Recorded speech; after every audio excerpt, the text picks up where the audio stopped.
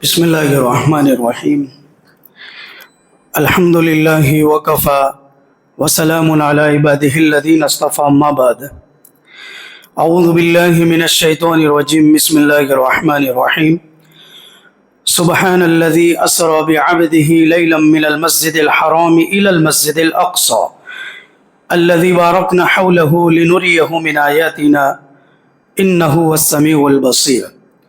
وقال النبي صلى الله تعالى عليه وسلم: طوبى للشام.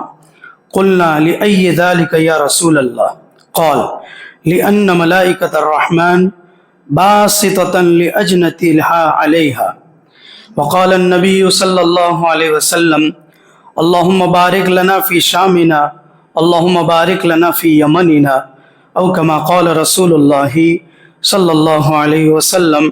صدق اللہ العلی العظیم. محترم عزیزوں، نوجوانوں، بزرگوں، ملک شام یہ ہماری بہت ہی بابرکت سرزمین ہے. قرآن کریم میں اللہ تعالیٰ نے بے شمار واقعات بیان فرمائے ہیں. ان میں سے اکثر واقعات کا تعلق اسی مقدس اور بابرکت سرزمین سے ہے، اور خاص طور پر فلسطین کا علاقہ جہاں بیت المقدس اور مسجد اقصیٰ ہے، وہاں کے مسائل سے دلچسپی رکھنا یہ ہم مسلمانوں کا عقیدہ اور ایمان ہے. کیا وہاں کے فضائل ہیں؟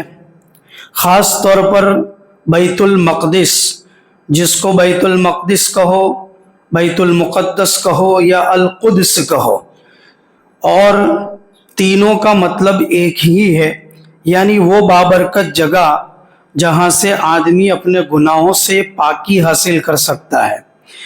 36 ایکڑ میں پھیلی ہوئی یہ فصل نما یعنی اونچی اونچی دیواروں والی یہ جگہ ہے، اور یہ بہت بڑی سٹی اور شہر ہے. اسی کے اندر مسجد اقصیٰ ہے. مسجد اقصیٰ کی بنیاد حضرت داؤد علیہ السلام نے رکھی. فاؤنڈیشن کا کام ہوا کہ حضرت داؤد علیہ السلام اس دنیا سے پردہ فرما گئے.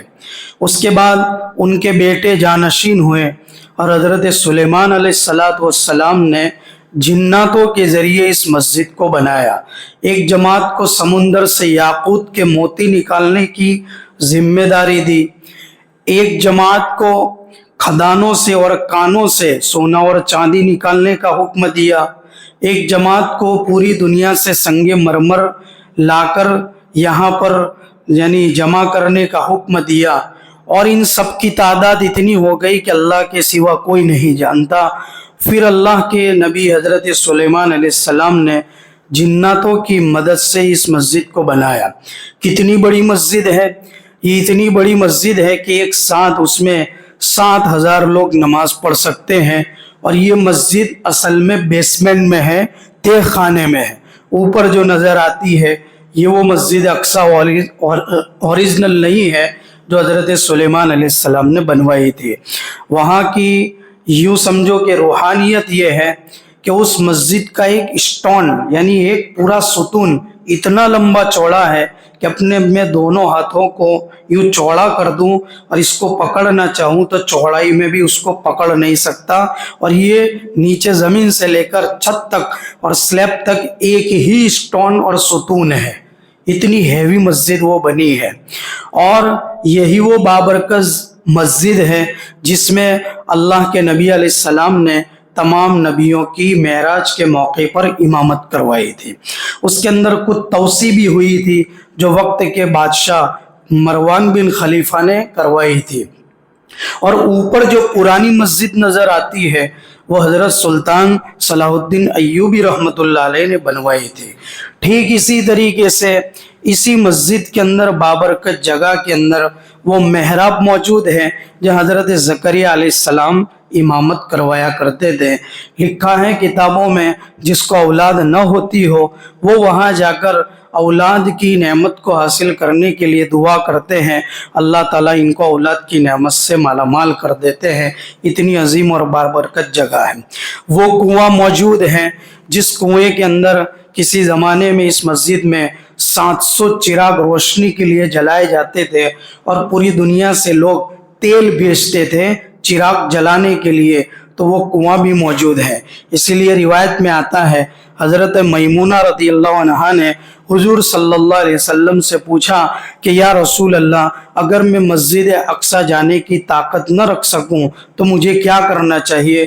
تو حضور نے فرمایا تم وہاں پر جلنے والے چراغ کے لیے جو تیل استعمال ہوتا ہے وہ بیچ دو، تم وہاں جانے والوں کے مانند ہو، یعنی تمہیں اتنا ثواب ملے گا جتنا وہاں آدمی جا کر حاصل کر سکتا ہے۔ چنانچہ 700 چراغ اس زمانے میں جلائے جاتے تھے، وہ کنواں بھی موجود ہے۔ اسی طریقے سے وہ عظیم اور بابرکت جگہ موجود ہے جہاں حضرت مریم رضی اللہ عنہا عبادت کیا کرتے تھے۔ اسی طرح وہاں پر جھولے اور گوڑیے جیسا ایک پتھر موجود ہے جس میں صرف 3 دن کی عمر میں حضرت عیسیٰ علیہ السلام نے اپنی والدہ کی پاک دامنی کو بیان کیا تھا۔ قرآن نے اس کی منظر کشی کی ہے، قال انی عبد اللہ آتانی الکتاب وجعلنی نبیا۔ صرف 3 دن کی عمر میں اللہ تعالیٰ نے ان کو بولنے کی طاقت عطا فرمائی تھی کہ میں اللہ کا بندہ ہوں اور اللہ نے مجھے کتاب عطا فرمائی اور اللہ نے مجھے نبی بنایا۔ تو وہ گوڑیاں بھی وہاں آج بھی موجود ہے۔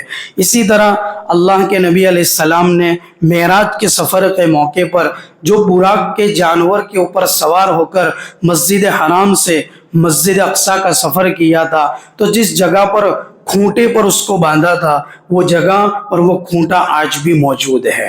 اسی طریقے سے اس مسجد کے فضائل میں یہ بات لکھی ہے کہ اللہ کے نبی حضرت سلیمان علیہ السلام نے اس مسجد کی تعمیر کو مکمل کیا تو 5 دعائیں مانگی تھی، وہ قبول ہو گئی، اور ایک اور الگ سے دعا مانگی گئی۔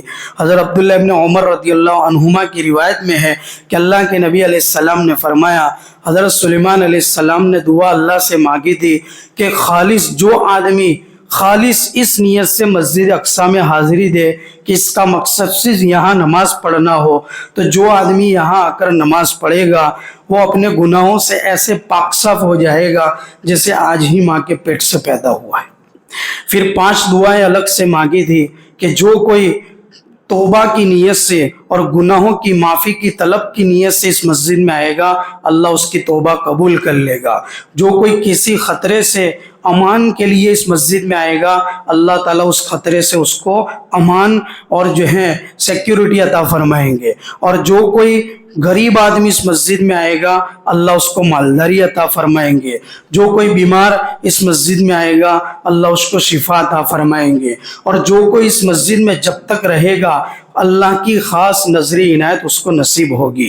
اسی طرح روایت میں آتا ہے یہی وہ مسجد اقصی ہے جہاں آدمی ایک نماز پڑھتا ہے تو ایک روایت میں ہے کہ 500 نمازوں کا ثواب ملتا ہے، اور بعض روایتوں میں آتا ہے 50,000 نمازوں کا ثواب ملتا ہے۔ اسی طریقے سے روایتوں میں یہ بات ملتی ہے جو آدمی اس مسجد اقصی میں نماز پڑھتا ہے تو اس کے لیے 70,000 یعنی 70,000 فرشتے مغفرت کی اور گناہوں کی معافی کی طلب کی اللہ سے دعا کرتے ہیں۔ اتنی زبردست فضیلتیں ہیں۔ اسی لیے حضرت ابو ذر غفاری رضی اللہ عنہ کی روایت ہے، خود فرماتے ہیں میں نے حضور سے پوچھا کہ یا رسول اللہ اس دنیا میں سب سے پہلی مسجد کون سی بنائی گئی؟ تو کہا گیا مسجد حرام۔ تو کہ اس کے بعد دنیا میں کون سی مسجد بنائی گئی؟ تو مسجد اقصی۔ ان دونوں کے درمیان کتنی مدت کا فاصلہ ہے؟ کہاں 40 سال کا فاصلہ ہے۔ اسی لیے آتا ہے کہ جو کوئی وہاں پر جا کر نماز پڑھنے کی طاقت رکھ سکے اسے چاہیے کہ مسجد اقصی جا کر نماز پڑھے۔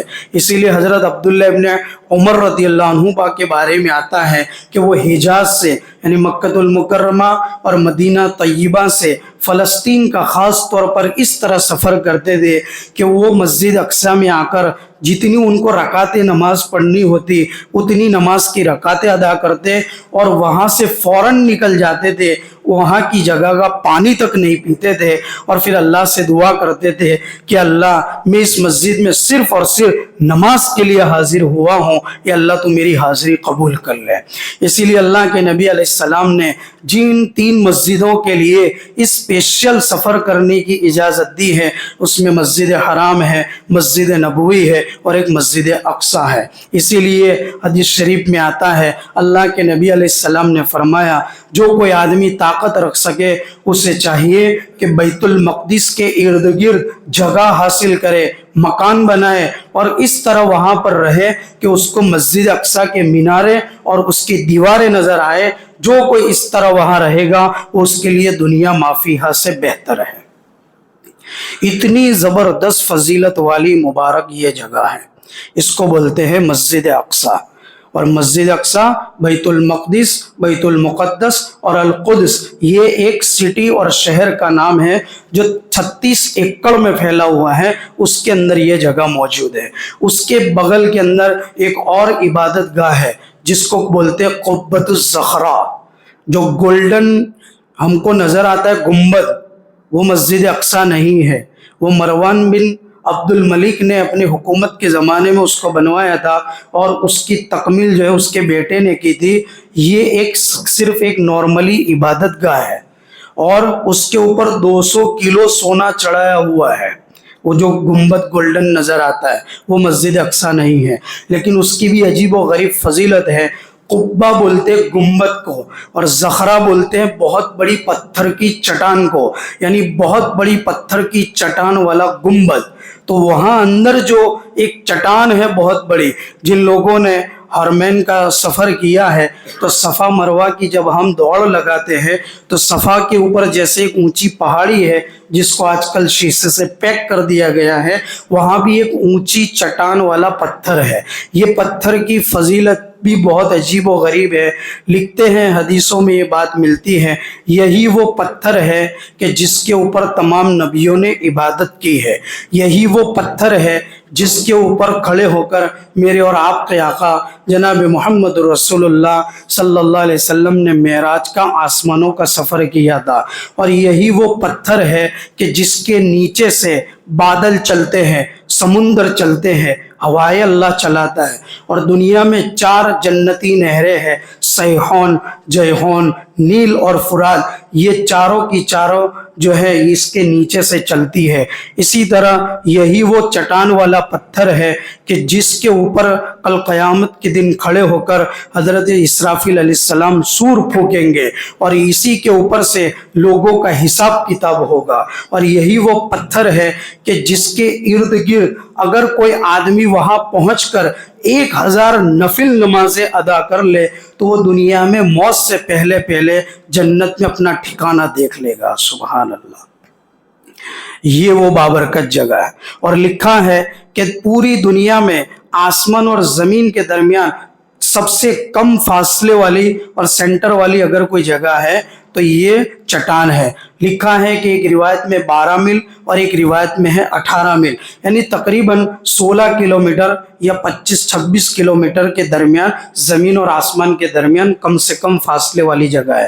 اور ایک روایت میں ملتا ہے کہ پوری دنیا کا سینٹر یہ پتھر ہے، اور دنیا میں 3 جنتی پتھر آئے ہیں، ایک تو ہے حجر اسود اور ایک ہے مقام ابراہیم اور تیسرا یہ قبۃ الزخرا والی چٹان کا پتھر ہے۔ اتنی زبردست فضیلت والی یہ جگہ ہے۔ اسی کی جگہ کے بارے میں آج پوری دنیا کے اندر یہودی یہ چاہتے ہیں کہ ہم اس جگہ کو حاصل کریں۔ کس طرح یہ دنیا سے مسلمانوں کے قبضے سے چلا گیا اس کے بارے میں روایتوں میں یہ بات ملتی ہے، اور تاریخ کی کتابوں میں لکھا ہے کہ اللہ کے نبی علیہ السلام کے اس دنیا سے وصال کر جانے کے بعد، پردہ فرما جانے کے بعد، جہاں خلافت ابو بکر شروع ہوئی تو حضرت ابو بکر صدیق رضی اللہ عنہ نے اپنی حکومت کے زمانے میں حضرت ابو عبیدہ بن جراح رضی اللہ عنہ کو امیر بنا کر ملک شام کی فتح کی مہم ان کے ہاتھوں میں دی تھی۔ تقریباً حضرت عمر بن خطاب رضی اللہ عنہ کی خلافت کے دور میں سن ہجری 16 میں پورا ملک شام فتح ہو چکا تھا۔ یہ ابو عبیدہ بن جراح وہ صحابی رسول ہے جن کو اس امت کا امین کا لقب ملا ہے۔ لکل امت امین و امین هذه الامہ حضرت ابو عبیدہ، یعنی اس امت کے امین تھے، اور انہی کی امیری اور ذمہ داری میں पूरा मुल्क शाम फतह हुआ है। इनकी कब्र भी यहीं पर मस्जिद अक्सा के करीब बैतुल मक़दिस में मौजूद है। और उनके साथ साथ एक और सहाबी रसूल हज़रत ज़ुरार बिन अज़वर रज़ियल्लाहु अन्हु, बहुत बड़े जांबाज और बहादुर और शुजाअत वाले सहाबी रसूल थे, और हज़रत खालिद बिन वलीद रज़ियल्लाहु अन्हु के पक्के साथी थे, हर जंग में इनके साथ रहते थे। इनके बारे में अजीब व गरीब ये बात लिखी है कि हज़रत ज़ुरार रज़ियल्लाहु अन्हु ये वो सहाबी रसूल है, जब जंग में निकलते थे और मैदान जंग में हाजिर होते थे तो ऊपर का जो लोहे का कमीज होता है जिसको ज़िरा बोलते हैं वो नहीं पहनते थे, बल्कि ऊपर का कमीज भी उतार देते थे और खुले बदन मैदान जंग में जंग के लिए निकलते थे। सुभान अल्लाह। तो वो सहाबी रसूल की भी मज़ार जो है बैतुल मक़दिस में मौजूद है। इसी तरह हमारे उलमाए देवबंद के एक बहुत बड़े आलिम दीन हज़रत मौलाना मोहम्मद अली जौहर रहमतुल्लाह अलैह, इनकी की कब्र मुबारक वही मस्जिद अक्सा के करीब बैतुल मक़दिस में मौजूद है।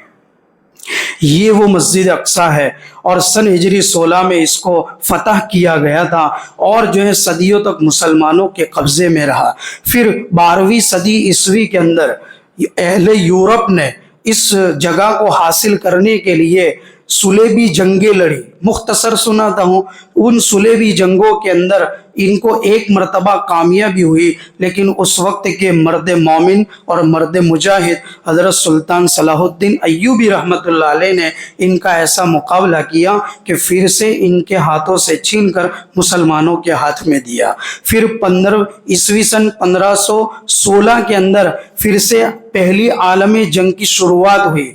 यहूदियों की एक बहुत बड़ी कमज़ोरी और ज़िल्लत की चीज़ पहले से रही है, दुरिबत अलैहिमुज़्ज़िल्ला, कुरान ने कहा है। ये अपने बलबूते पर और अपनी खुद की जांबाजी पर कभी कोई चीज़ हासिल नहीं कर सकते। इन्होंने हमेशा दुनिया में दुनिया की जो सुपर पावर ताकतें समझी जाती है उनका सहारा लिया है। और सहारा किस तरह लिया है? इनके लिए दौलत को पानी की तरफ बहाया और अपनी तिजोरियों के दरवाजे खोले हैं। चुनांचे उस ज़माने की आलमी जंग जो हुई उस मौके के ऊपर इन्होंने ताकतवर हुकूमतों का सहारा लेकर उसके ऊपर कब्जा करने की नाकाम कोशिश की। तो तारीख में लिखा है कि सन ईस्वी 1917 के अंदर मुकम्मल तौर पर फ़लस्तीन के ऊपर जो है मुसलमानों का कब्जा हटा और इनके ऊपर यहूदियों का कब्जा आया। मुख्तसर सुना रहा हूँ। और इस कब्जे के मौके के ऊपर इससे पहले जो एक मौका वो था जब तुर्कों की हुकूमत थी और उस्मानी सल्तनत का वहाँ जो है पावर था, तो उसके जो आखिरी बादशाह थे सुल्तान अब्दुल हमीद खान, ये वो हुकूमत का ज़माना था कि जिस वक्त फ़लस्तीन पर तुर्कों की हुकूमत थी और हुकूमत के ऊपर बहुत सा कर्जा था। उन कर्ज़ों की अदायगी के लिए यहूदियों ने इनको लालच दी कि आप फ़लस्तीन की जगह हमें दे दे ताकि हम पूरी दुनिया की यहूदियों की यहाँ सोसाइटियाँ बनाएं, हम आपका हुकूमती कर्जा भी अदा कर देंगे और साथ साथ में आपको इतना सोना देंगे, बहुत सा सोना देंगे। तो उस वक्त हम तमाम लोगों के लिए जो आजकल छोटे मफाद और फ़ायदे के लिए अपनी ईमान के सौदे करते हैं, बहुत तारीख़ी जुमले सुल्तान अब्दुल हमीद खान के सुनाता हूँ। उन्होंने अपने पाँव के अंदर यूँ नाखून से ज़मीन को खुरचा और ये कहा कि इतनी ज़मीन जो मेरे नाखून के अंदर मिट्टी आई है, मैं इतनी ज़मीन भी फ़लस्तीन के आपको नहीं दे सकता हूँ। इनकी रगों के अंदर नबियों का खून दौड़ता था, इनकी रगों के अंदर सहाबा का खून दौड़ता था, फातिहीन का खून दौड़ता था कि अपनी ज़मीनों का और अपने ईमान का कभी सौदा नहीं कर सकते हैं। ऐसी खूबसूरत जगह, कैसी जगह है? यूँ समझो कि दुनिया का ये जन्नत का टुकड़ा है।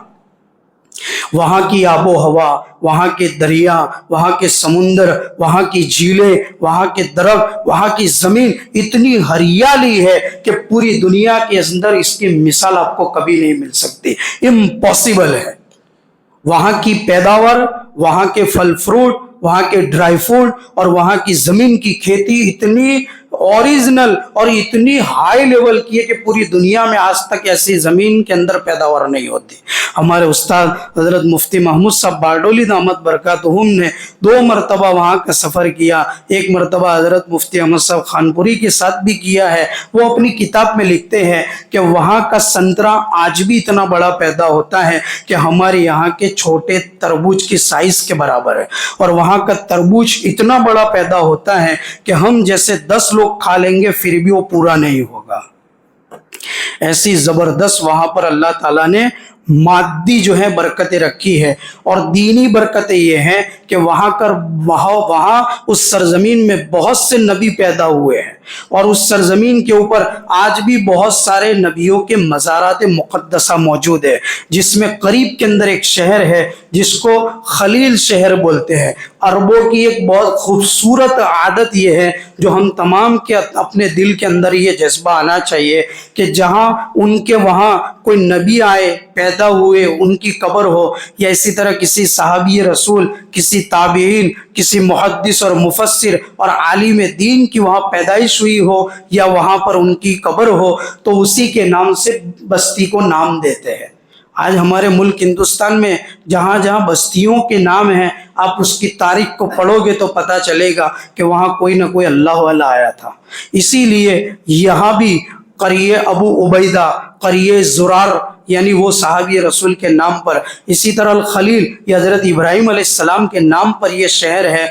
उसी के अंदर एक जामे मस्जिद इब्राहीम है, उसमें हज़रत इब्राहीम अलैहिस्सलाम, हज़रत इसहाक, हज़रत इस्माइल और इसी तरह हज़रत याकूब और हज़रत यूसुफ अलैहिस्सलाम और इनकी औलादों के मज़ारात मुक़द्दस मौजूद है। फिर करीब के अंदर थोड़े थोड़े करीब के मौके के ऊपर आप देखो तो वहाँ पर हज़रत इलियास अलैहिस्सलाम, हज़रत शमऊन अलैहिस्सलाम, हज़रत शमूएल अलैहिस्सलाम, हज़रत लूत अलैहिस्सलाम, हज़रत मूसा अलैहिस्सलाम, हज़रत शुआइब अलैहिस्सलाम की कब्रें मौजूद है। फिर एक जगह है अमवास, जहाँ पर सहाबा किराम के ऊपर एक बीमारी और प्लेग फैला था, वहाँ पर बहुत से सहाबा और ताबीन शहीद हुए थे। तकरीबन 25,000 सहाबा और ताबीन की कब्रें उस जगह पर मौजूद है। ऐसी मुक़द्दस सरजमीन है, और उस सरजमीन के ऊपर हम देखें कि आज जो है इन निहत्थे मुसलमानों के ऊपर और इतने शुजाअत और बहादुरी वाले फ़लस्तीन के मुसलमानों के ऊपर जो सिल्म सितम हो रहा है, और वो यानी इस पर तहम्मुल के साथ, सब्र के साथ, शुक्र के साथ और खुशी के साथ इसको बर्दाश्त करते हैं, और अपनी सरजमीन और नबियों की सरजमीन और फ़ज़ाइल वाली और मुक़द्दस सरजमीन की आज हिफाजत करते हैं। कौन सी ज़मीन है? यही वो सरजमीन है जहाँ कुर्ब क़यामत का ज़माना आएगा तो हज़रत ईसा अलैहिस्सलाम इसी सरजमीन पर उतरेंगे।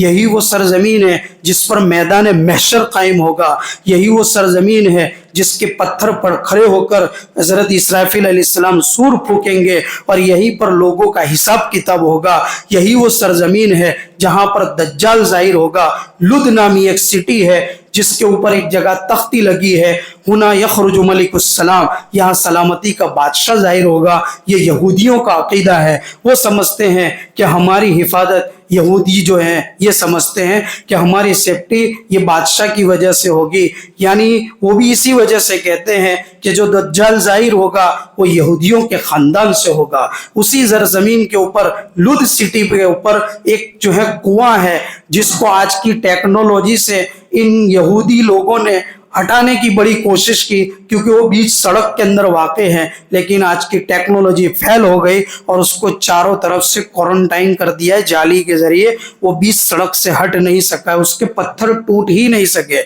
ये वही कुआं है जहां हज़रत ईसा अलैहिस्सलाम दज्जाल को तलाश करके पहुंचेंगे और इसका कत्ल करेंगे और इसकी बॉडी को इस कुएं में डालेंगे।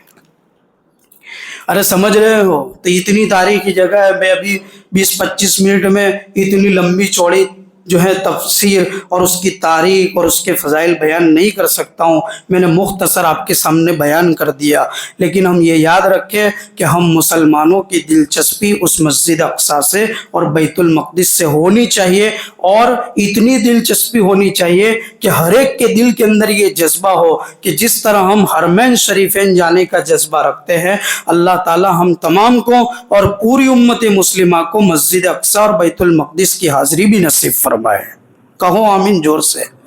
ہمارا کوئی ہماری کوئی کیپیسٹی نہیں ہے کہ ہم اپنی طاقت، اپنی صلاحیت اور اپنے پیسوں کی بنیاد پر وہاں جا سکیں گے۔ اللہ اگر چاہے گا تو ہم وہاں جا سکتے ہیں۔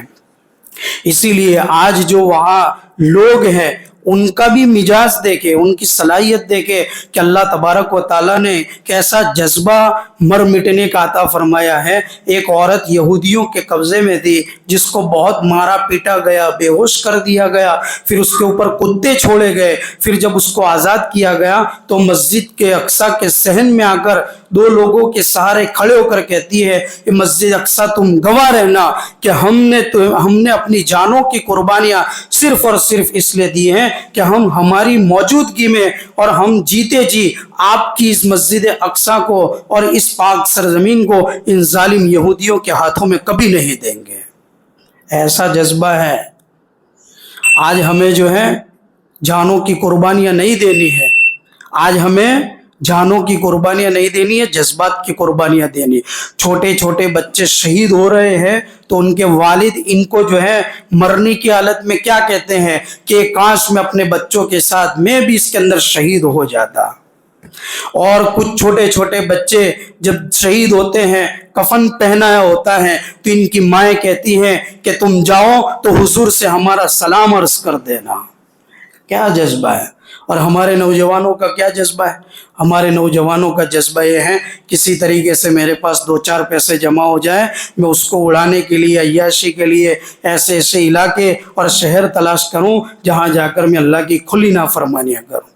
نہ ہم سے نمازیں پڑھی جا رہی ہے، نہ ہم سے جو ہے قرآن کی تلاوت ہو رہی ہے، نہ ہم سے گناہ چھوٹ رہے ہیں۔ آج ملبوں کے تلے کتنی ہزاروں باڈیاں آج بھی نکل رہی ہے، اور ان ظالموں نے ایگریمنٹ کرنے کے بعد جو تبادلہ ہوا جو ہے قیدیوں کا، اس کے بعد 2 دن سے پھر سے جو ہے ان لوگوں نے جو ہے بمباریاں اور ان کے اوپر ظلم کرنا شروع کر دیا ہے۔ اور کل کی ایک لیٹسٹ بات یہ ہے کہ آگے بھی ان ظالموں نے ناپاک حرکتیں کی تھی، آج پھر کرتے ہیں۔ مسجد اقصیٰ کے نیچے یہ لوگ سرنگیں کھود رہے ہیں، کھدائی کا کام کرتے ہیں تاکہ اس کو کمزور کر کے نعوذ باللہ اس کو گرا دیا جائے۔ کل بھی اس کے اندر جو ہے سرنگوں کے اندر آگ لگانے کی ناپاک کوششیں کی گئی ہے۔ ہم تو اپنی زندگیوں میں مست ہیں۔ آج بیان سنا، جمعہ کی نماز پڑھی، چلے جائیں گے، پھر آئندہ جمعہ آئیں گے، 2 رکعت پڑھ کے چلے جائیں گے۔ یہی ہمارا کام بچا ہے، اس کے علاوہ ہمارے پاس کوئی کام نہیں بچا۔ ہم اپنی زندگی کو انجوائے کے نام سے جی رہے ہیں، جس زندگی کے اندر ہم دیکھو نوجوانوں کی اتنی صلاحیت، اتنی تندرستی اور اتنی جوانی کا عالم کہ ہم نہ عبادتوں کا ذوق شوق اپنے اندر پیدا کر رہے ہیں، جن گناہوں میں مبتلا ہے ان گناہوں کو چھوڑنے کے لیے تیار نہیں، اپنی صلاحیتوں کو صحیح جگہ لگانے کے لیے تیار نہیں۔